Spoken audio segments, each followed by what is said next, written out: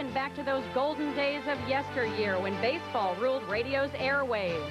Broadcasters' true confession: no matter how many cameras and videotape machines we use to cover a game, there are certain images best transmitted using only words to form the pictures.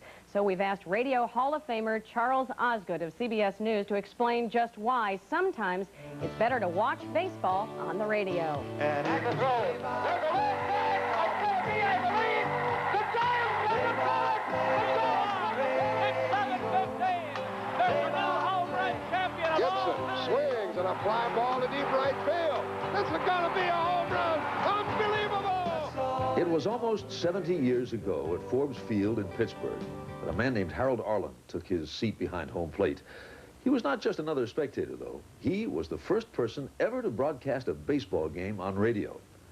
Nobody could have realized at the time that a great romance had begun, or how much this medium molded of words and imagery would have to do with establishing baseball as the American pastime.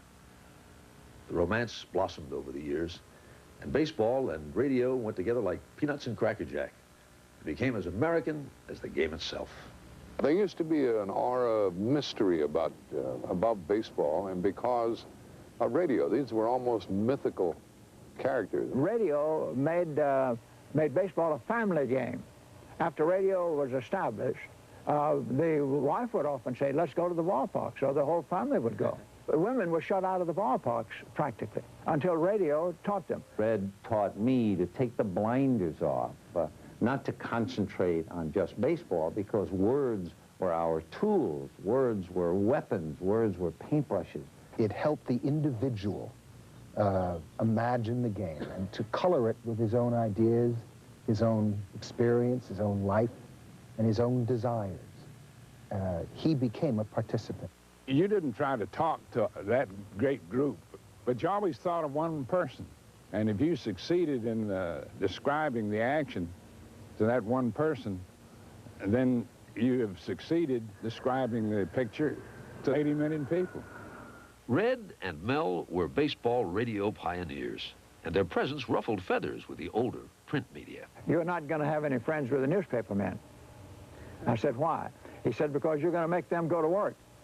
Because you're giving out every detail, pitch by pitch. They can't just sit up and write now that the Reds won yesterday over the Phillies 2-1. They're going to have to start writing. They're going to have to go to the clubhouse. They're going to have to interview ball players. You're going to make them go to work, and they're not going to like you." Baseball with Dizzy Dean. When television established itself in the early 60s, radio didn't move over. Instead, it taught TV a thing or two. No matter how hard they try on television, no matter how many cameras they have, they can usually only show you about one thing at a time. The radio broadcaster's telling you if the infield is in, he's telling you where the outfield is playing. To me, it's very much like comparing radio and baseball and television and baseball to reading a book and seeing a movie. The ultimate compliment is for somebody to come up and say, when I listen to you on the radio, I feel like I can see it. I feel like I'm there.